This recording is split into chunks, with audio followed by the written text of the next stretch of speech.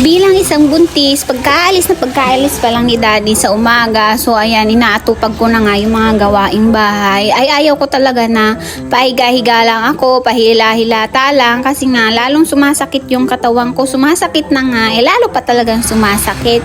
So ang ginagawa ko is yan, kung ano-anong ginagawa ko sa bahay, naglinis ng bahay, naglalaba, lahat ng mga gawaing bahay, kahit minsan nabuburyong ako pag wala akong ginagawa.